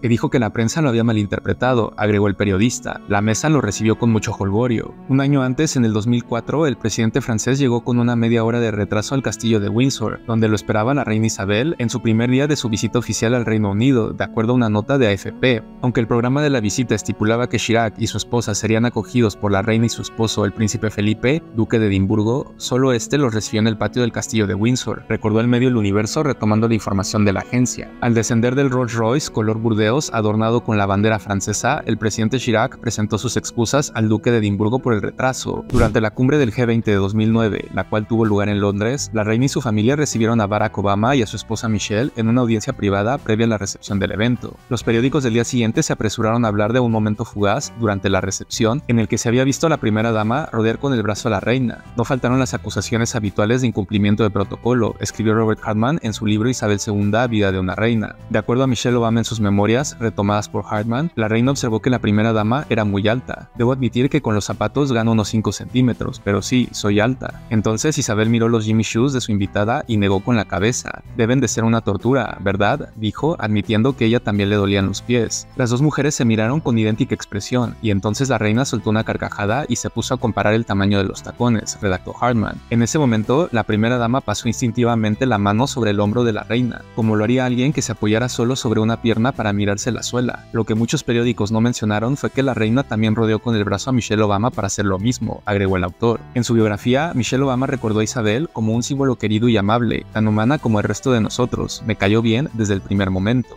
Ningún invitado sabía lo que estaba a punto de suceder, ni el resto del mundo tampoco. Cuando la noche cayó sobre el Estadio Olímpico, quedó claro que esa ceremonia de inauguración distaría mucho del ejercicio habitual del nacionalismo sincronizado, con el que se había visto a la escala épica en las anteriores Olimpiadas de Pekín, escribió Robert Hartman en su libro Isabel II, Vida de una reina, sobre la ceremonia de inauguración de los Juegos Olímpicos de Londres 2012. El director de cine y ganador del Oscar, Danny Boyle, fue el encargado de la presentación. De acuerdo a Hartman, el director tuvo la suspicacia de ver que en realidad la gente quería algo auténtico. Tras pensarlo mucho, Boyle y su equipo concluyeron que no podía haber nada más genuinamente británico para los espectadores internacionales que la reina y James Bond, redactó el autor del libro. Boyle y su equipo preguntaron si la reina estaría dispuesta a aparecer junto a Bond antes de su llegada al estadio. Se lo tomó con mucho entusiasmo y aceptó inmediatamente, dijo la ayudante de vestuario de la reina, Angela Kelly. El video empezó con la llegada al palacio de James Bond, personificado por Daniel Craig, quien fue recibido por los corgis de la reina. El paje de servicio de la reina, Paul Whitebrew, escoltó a Bond hasta un estudio, donde la gente esperó a que la reina le prestara atención. Carraspeó cortésmente y la reina, vestida de color melocotón, se giró y apareció a cuadro. Ni la familia lo esperaba. Cuando hubo terminado, la reina de Dinamarca dijo que no podía creer lo que había visto y que se le había puesto la piel chinita cuando la cámara había mostrado a su prima Lilibet. Al final del video, un doble vestido igual que Isabel saltaba del helicóptero sobre el estadio, recordó Hartman. El video cuenta con cerca de 70 millones de reproducciones en YouTube a más de 11 años de haberse subido a la plataforma. Dos de las cosas que nadie supo al respecto fue la decisión del color del vestido y que Isabel cambió la única frase que tuvo en la escena. Sobre el vestido, Angela Kelly dijo que fue la única ocasión en que hizo copias idénticas del mismo atuendo, añadiendo que había elegido el color melocotón porque era el único que no estaba relacionado con ninguno de los países que competían en las Olimpiadas, redactó Hartman. Según la misma fuente, a pesar de que la reina solo tenía una frase en la escena, la modificó. En lugar de decir "Buenas noches, señor James", les pidió a los productores que la cambiaran por "Buenas noches, señor Bond". Según ella, sonaba más real, agregó el autor. El 2012 terminó con la feliz noticia de que los duques de Cambridge esperaban a su primer hijo. Sin embargo, el anuncio pasó pronto a segundo plano. Kate Middleton ingresó a un hospital londinense por culpa de unas intensas náuseas. Dos locutores de radio australiano llamaron haciéndose pasar por la reina y el príncipe Carlos, redactó Robert Hartman en su libro Isabel II, Vida de una reina. De acuerdo a la misma fuente, la enfermera que contestó el teléfono les pasó con otra enfermera que asistía a los pacientes. La conversación sobre el estado de salud de la duquesa duró unos minutos y luego se emitió en Australia, agregó el autor. La llamada se vendió como una gran exclusiva, pero la tragedia no se hizo esperar. La enfermera que tomó el teléfono y transfirió la llamada se suicidó después de haber sido engañada en la broma. De acuerdo a una nota del medio inglés The Guardian, describió su angustia en 2 correos electrónicos enviados a sus colegas poco antes de su muerte. Jacinta Saldaña tenía 46 años y madre de 2 hijos. Fue encontrada y con en las muñecas en el alojamiento de enfermeras del hospital el 7 de diciembre de 2012, 3 días después de que la estación de radio Today FM de Sydney hiciera la llamada que ella había transferido, creyendo que era una llamada de la reina. En otoño de 2015, la reina Isabel salió del país, seguramente por última vez. Con 85 años, puso fin a los viajes largos y decidió que no iría más al extranjero a partir de los 90, escribió Robert Hartman en su libro Isabel II, Vida de una reina. De acuerdo a la misma fuente, Isabel tuvo su último baile en Malta, un lugar por el que sentía un gran cariño. Ahí se realizó la reunión de la Commonwealth, en la isla donde Isabel y Felipe vivieron los días de asueto previos a la coronación. En una recepción concedida por el presidente maltés, la reina y el duque se reencontraron con Freddie Mitzi, el viejo clarinetista que había tocado para ellos hacía tantos años, en aquella noche entera que pasaron bailando en el Hotel Fenicia, escribió Hartman. Al día siguiente, durante la inauguración de la cumbre, sus palabras sonaron a despedida. Me siento profundamente orgullosa de lo que ha conseguido la Commonwealth y todo durante mi vida, dijo la monarca. De acuerdo a Hartman, durante el banquete, como manda la tradición, el brindis recayó en uno de los nuevos líderes. Justin Trudeau, de Canadá, conoció a la reina cuando él era un niño y su padre era el primer ministro.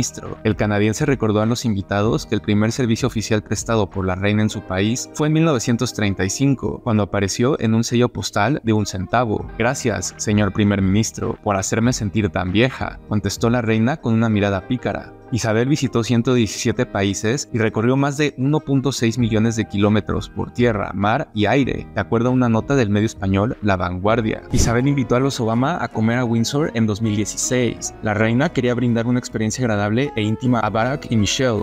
El plan de Isabel era recoger a los Obama en el helipuerto de Home Park, en su propio Land Rover. Conduciría el duque de Edimburgo. Michelle Obama en su biografía cuenta, iba a ser la primera vez en más de 8 años que nos llevaba a alguien que no fuera un agente del servicio secreto. De acuerdo a Robert Hartman en su libro Isabel II, Vida de una reina, Ben Rhodes, el organizador del viaje, dijo que los responsables del operativo de seguridad de los Estados Unidos montaron en cólera. La reina insistió en que pasarían a buscar a los Obama, pero el servicio secreto dijo que no iban a permitirle a nadie llevar al presidente y a la primera dama en coche. Sin embargo, Isabel se salió con la suya. Tuvimos que desautorizar al servicio secreto porque parecía que la familia real lo consideraba importante. Insistieron mucho. Creo que querían mostrar que no les invitaban solo por el compromiso, sino que les invitaban como Felipe e Isabel, agregó Rhodes. Tras ceder el servicio secreto, el equipo de protocolo dio instrucciones claras para que la primera dama se sentara delante con el duque y que los dos jefes de estado se sentaran detrás. Michelle Obama señala en sus memorias que al llegar, su anfitriona tomó el mando. ¿Les han impuesto alguna norma?, le preguntó la reina a la primera dama, y le quitó seriedad al asunto haciendo un gesto con la mano. ¡Qué tontería! Siéntense donde quieran. En noviembre de 2016, Netflix estrenó la primera temporada de la serie The Crown, una presuntuosa dramatización de la vida de la reina, escribió al respecto Robert Hartman en su libro Isabel II, Vida de una reina. De acuerdo a esta fuente, el guionista de The Crown, Peter Morgan, se empeña en recalcar que la serie busca la verdad más que la exactitud. Morgan escribió The Queen. Después de ese filme, sacó The Audience, una obra de teatro sobre las relaciones de Isabel con sus primeros ministros británicos, y luego se le ocurrió la idea para The Crown. Morgan tildó a la reina de mujer de campo de escasa inteligencia y describió la institución como un virus mutante. Las opiniones de quienes estuvieron cercanos a los hechos marcan una distancia entre la serie y la realidad. Solo el príncipe Harry, quien tiene un contrato con Netflix, opina un poco diferente. Es ficción, pero se basa vagamente en la realidad. Te da una idea aproximada de cómo se vive, de las presiones que se reciben. En su libro, Hartman mencionó que el historiador Hugo Vickers ha señalado algunos errores. Son de gente que lleva medallas erróneas, de aviones que aparecen antes de ser inventados o de personajes, como el duque de Gloucester, que salen años después de haber fallecido, escribió Hartman. En tanto, describió que aunque el duque de Edimburgo nunca la vio, quedó desolado al saber que un episodio lo señala como responsable directo de la muerte de su hermana favorita y de su familia en un accidente aéreo. Desconcertado, le dijo un amigo: según parece, dicen que maté a Cecilia. Por su parte, el ex primer ministro John Major dijo: por lo que he visto, sí parece que los aspectos técnicos son excelentes y las actuaciones buenas. Ahora bien, los hechos son cuestionables. Algunos de los que vi representados eran tan poco fieles a la realidad y tan injustos que podrían considerarse una farsa. William Hasseltine, quien fue secretario privado de la reina de 1986 a 1990, afirmó que la primera temporada es un retrato aceptable del periodo, pero la serie empeora. Para Hasseltine, la representación de Olivia Colman es muy inexacta. Siempre parece estar abatida y enfadada. La reina casi nunca ponía cara triste. En tanto, mencionó que el trato del episodio en el que Isabel ordena a su equipo que filtre a la prensa su aversión por Thatcher es absolutamente imperdonable. Es muy gracioso que el secretario privado sea Martin Charteris, cuando ya llevaba 10 años jubilado, agregó.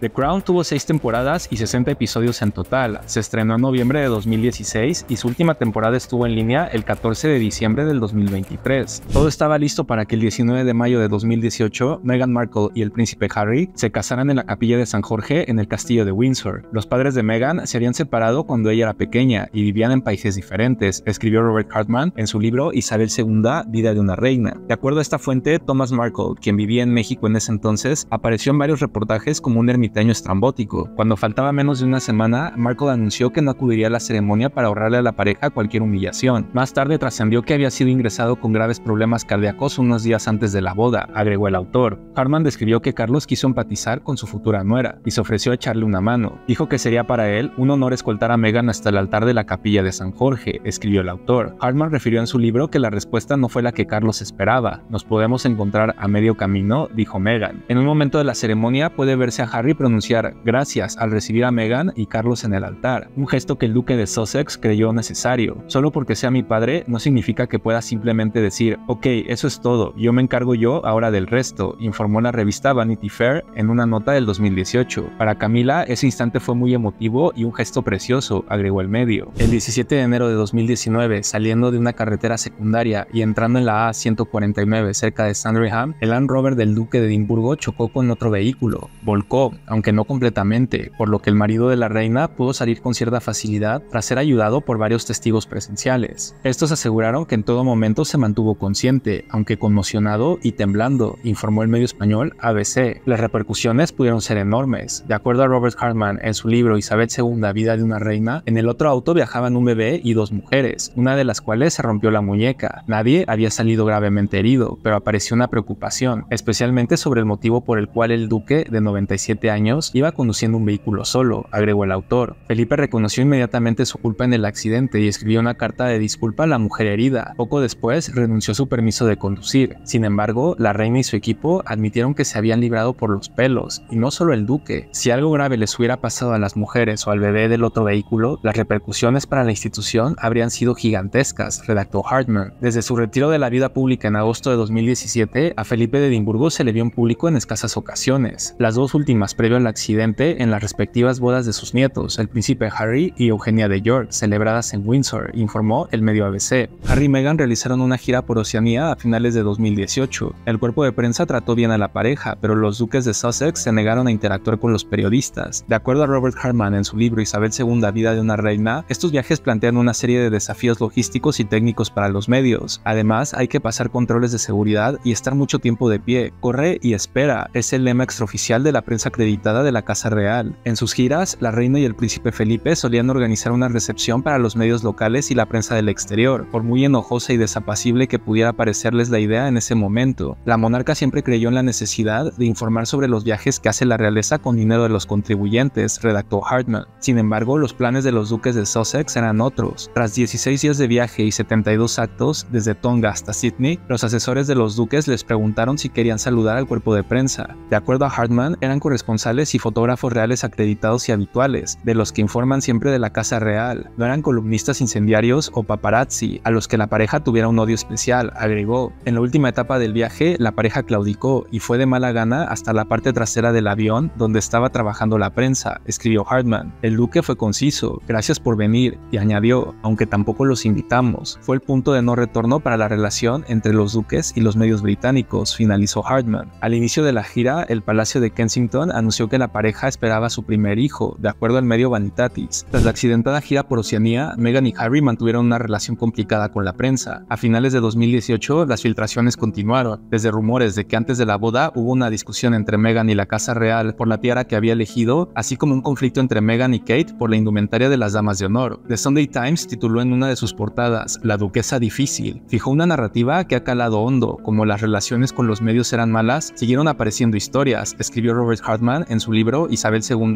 Vida de una Reina. Para los amigos y simpatizantes del duque y de la embarazada duquesa, todo era una prueba de que la prensa resumaba acosadores, pecaba de favoritismo y albergaba actitudes racistas, redactó el autor. Y entonces llegó el caso del aguacate. Según los partidarios de Meghan, cuando ésta estaba embarazada y dijo que le encantaban los aguacates, la acusaron de apoyar la deforestación y las violaciones de derechos humanos en los territorios peligrosos donde se cultivaban esos frutos, escribió Hartman. En cambio, cuando habían dado aguacate a la duquesa de Cambridge para ayudarla a combatir las náuseas matutinas, se había interpretado como un hábito sabio y saludable, agregó. De acuerdo al autor, la analogía del aguacate se citaba a menudo como prueba de la conspiración de los medios de masas en contra de Meghan y a favor de Kate. De acuerdo a una nota de la revista Quién, los abogados de la pareja dijeron que parecía que la prensa tenía como objetivo satisfacer la curiosidad de sus lectores sobre la vida privada de Meghan. No es lo mismo el interés público que el estar públicamente interesado en algo. El viacrucis de los Sussex apenas comienza, informó el medio. En junio de 2019, Donald Trump, ya como presidente estadounidense, visitó a Isabel en Windsor para tomar el té. La reina dispuso la habitual guardia de honor en el patio del castillo e invitó a Trump a inspeccionar los Coldstream Guards con ella. En un momento dado pareció que Trump andaba delante de la reina y provocó olas de indignación en Twitter. La reina no se molestó ni un pelo, escribió Robert Hartman en su libro Isabel II, Vida de una Reina. De acuerdo a la misma fuente, tomaron té y café en sus aposentos privados y al terminar el presidente dijo, pues no quiero hablar en su nombre, pero por lo que a mí respecta me ha caído muy bien. Quizá la reina no valorase de la misma manera este tipo de actos, pero su equipo estaba convencido de que el encuentro había ido muy bien. De lo contrario, no se habría alargado 20 minutos de lo previsto, agregó el autor. De acuerdo a la revista Grazia, Trump rompió varias veces el protocolo durante la visita. Todo comenzó con su atraso. Al parecer, al presidente de los Estados Unidos se le hizo fácil llegar 12-15 minutos tarde a su cita, teniendo a la reina esperando y checando su reloj minuto tras minuto, informó la revista. Cuando Melania Trump y el presidente de Estados Unidos se encontraron con la monarca frente a frente, ninguno de los dos hizo una reverencia a Isabel. La cereza del pastel, Trump osó caminar 2 pasos delante de la monarca, e inclusive en un momento el presidente le dio la espalda por completo, obligando a la reina a rodearlo. Poco antes de este momento, la reina parece darle indicaciones de cómo se lleva a cabo este tipo de recorridos, agregó el medio. El duque de York salió de la Marina Real en 2001. Desde entonces creó un portafolio de organizaciones benéficas en el Reino Unido, varias de ellas ligadas a Yorkshire. Su labor como enviado comercial del país había sido criticada a menudo por los círculos diplomáticos y mediáticos. De todas las conexiones del duque, su amistad con el banquero norteamericano Jeffrey Epstein fue la que le perdió, escribió Robert Hartman en su libro Isabel II, Vida de una Reina. De acuerdo a esta fuente, Epstein y Andrés se conocieron en los 90. En 2006 incluso le invitó a la fiesta para celebrar los 18 años de Beatriz, y eso que un mes antes se había acusado a Epstein de El duque lo excusó diciendo que había sido un mero desliz. No se podría decir lo mismo de todo lo que ocurrió luego, redactó Hartman. En diciembre de 2009, el duque de York y Epstein aparecieron en fotos paseando en Nueva York. Andrés se alojó en la casa de Epstein, así que no era ningún desliz, agregó el autor del libro. En Palacio y en la Oficina de Asuntos Exteriores aumentaba la presión para detener al duque. Según un veterano empleado del Palacio, claramente nos dimos cuenta de la magnitud del problema de Epstein, recordó Hartman en su texto. En el verano de 2011, el gobierno le comunicó al duque que ya no requería sus servicios, aunque se le permitió adornarlo para que pareciera decisión suya. En 2015, el nombre del duque apareció en una demanda interpuesta contra Epstein por una mujer que afirmaba que le había obligado a mantener con varios hombres cuando era menor. El duque no formaba parte del caso y otro juez desestimó los detalles, que Andrés siempre ha negado rotundamente, escribió Hartman. El año siguiente, el nombre de Andrés apareció en otra causa judicial y en julio de 2019 el FBI arrestó a Epstein por presunto sexual. Al cabo de un mes fue hallado en su celda, recordó Hartman. De acuerdo al libro, Andrés concedió una entrevista al programa Newsnight de la BBC. Dijo que no se arrepentía de su amistad con Epstein porque le había ayudado mucho en su labor comercial, y si había ido a ver al delincuente convicto cuando fue puesto en libertad fue solo porque era demasiado misericordioso para poner fin a su amistad a distancia, redactó Hartman.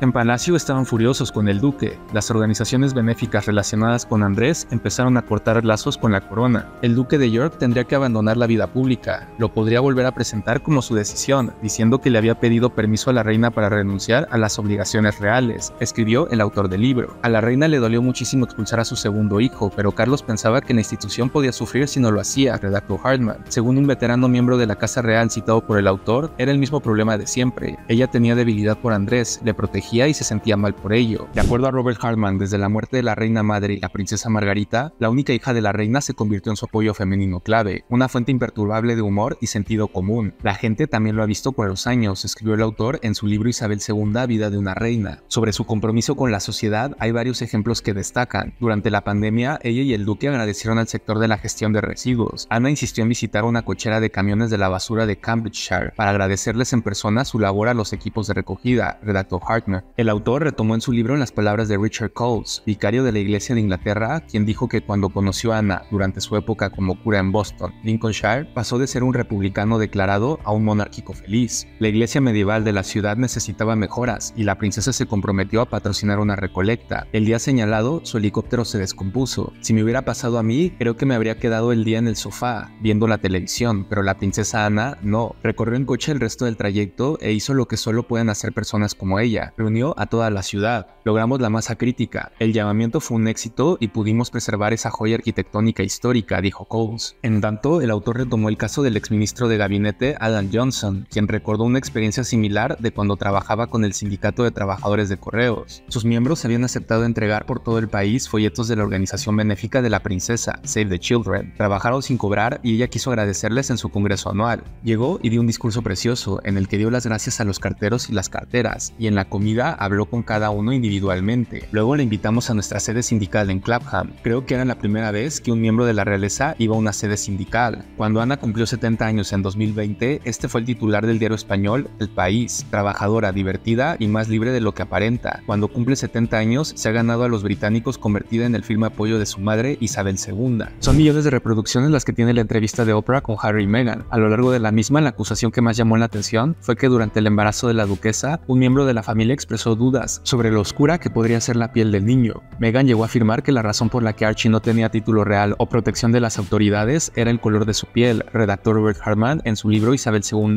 Vida de una reina. El autor abordó los temas de esta declaración uno a uno en su libro. Era innegable que había ciertas lagunas en la versión de los duques. La reina y Palacio no decidían sobre la protección policial. Quien lo hacía era la secretaria de Interior, Priti Patel, que curiosamente pertenecía a una minoría étnica, dijo. Después abordó la acusación más grave, el presunto comentario sobre la raza, que se basa en una conversación que la duquesa reconoció no haber oído. Me lo contó Harry. De acuerdo a Meghan, la declaración se dio cuando ella estaba embarazada. Cuando el duque apareció en la entrevista con Oprah, recalcó que había pasado justo al principio de su relación. Por tanto, las dos versiones eran contradictorias, redactó Hartman. Sobre el título de su hijo, según la patente real de 1917 de Jorge V, Archie sería príncipe y su alteza real si fuera nieto de un rey, pero no bisnieto. En verdad, sí se le había concedido el título de cortesía del ducado de su padre, conde de Dumbarton, pero la pareja había decidido no usarlo, escribió el autor. Peor aún fue cuando el medio The Telegraph, citando varias fuentes, informó que la pareja tenía miedo de que se burlaran de su hijo por usar el título de cortesía. No les gustaba la idea de que a Archie le llamaran conde de Dumbarton, Dumbarton, porque empezaba por Dumb, tonto en inglés. Fue algo que no sentó bien a los habitantes de Dumbarton, escribió Hartman. De acuerdo a Robert Hartman en su libro Isabel II, Vida de una Reina, Meghan fue acusada de actitud colonialista por casarse con un velo bordado con las flores de la Commonwealth. Unos días después de la boda de los Sussex, la historiadora norteamericana Aparna Kapadia publicó un ensayo en el que sentenciaba: el vestido de diseño británico de Markle eclipsa este oscuro pasado. Hartman y medios como NPR retomaron el texto de la que fuera académica de Oxford, educada en la India y el Reino Unido. En la nueva era de negacionismo en la que nos hallamos, no debería sorprendernos que la familia real y los medios británicos se apresuraran a reclamar la brutal historia del colonialismo como algo que celebrar. Europa salió más rica de la revolución industrial, el mundo colonial no, agregó Kapadia, quien nació y creció en Mumbai. Si se puede acusar a Meghan Markle de imperialismo y falta de sensibilidad racial por un bordado en un vestido de boda, el panorama para la reina, hija de un emperador propiamente dicho, parece funesto, escribió por su parte Hartman. A las 12:32 horas del 8 de septiembre del 2022, un escueto comunicado de Buckingham hizo sonar las alarmas. Tras una exhaustiva revisión esta mañana, los médicos de la reina están preocupados por la salud de su majestad y han recomendado que permanezca bajo supervisión médica. La reina está tranquila y en Balmoral. De acuerdo a Robert Hartman en su libro Isabel II, Vida de una Reina, esta indeterminada causa de preocupación movilizó a toda la familia real. Las autoridades y el ejército se prepararon al instante para poner en marcha la Operación Puente de Londres, nombre en clave del fallecimiento de la reina, redactó Hartman. Ya sobre la tarde, la programación de la BBC comenzó a transmitir un informativo especial. Hugh Edwards, veterano periodista de la BBC al mando de transmisiones estatales y de la realeza, portaba corbata negra. A las 6:30 en punto, un comunicado de Palacio confirmó la noticia. La reina ha fallecido en paz esta tarde en Balmoral. El rey y la reina consorte pasarán la noche en Balmoral y regresarán a Londres mañana. Casi exactamente 25 años después de la muerte de Diana, un sentimiento de pérdida muy distinto y aún mayor sacudía a la nación, redactó Hartman. De acuerdo a una nota de la BBC, la reina Isabel murió de vejez, según indicaron los extractos de su certificado de defunción. El documento señala que murió a las 15:10 horas local en el castillo de Balmoral, en Escocia, el 8 de septiembre. Tenía 96 años, informó la BBC. Previo al cumpleaños 90 de la reina, su prima y confidente Margaret Rhodes hizo una reflexión sobre la filosofía de Isabel, de acuerdo a Robert Hartman en su libro Isabel II, Vida de una Reina. Se esforzaba tanto porque quería que su padre estuviera orgulloso de ella. Isabel murió el 8 de septiembre del 2022. A las 6:30 de la tarde de ese día, un comunicado de Palacio confirmó la noticia. La reina ha fallecido en paz esta tarde en Balmoral. De acuerdo a una nota de la BBC, la reina murió de vejez, según indicaron los extractos de su certificado de defunción. El documento señala que murió a las 15:10 horas local en el castillo de Balmoral en Escocia, informó la BBC. Según Hartman, el féretro de la reina abandonó el castillo de Balmoral e inició un espectacular recorrido de 6 horas por valles, pueblos y ciudades hasta llegar a la capital escocesa. Después volvió a Londres para repetir el mismo ritual, aunque a mayor escala antes del funeral de estado. Finalmente, bajo la mirada de sus familiares y colaboradores más cercanos, en la capilla de San Jorge en Windsor, Lilibet se reunió con Felipe y con sus padres para la eternidad, en una pequeña cripta bajo la capilla conmemorativa de Jorge VI, escribió el autor del libro. Y así se cierra una página más de Página 18.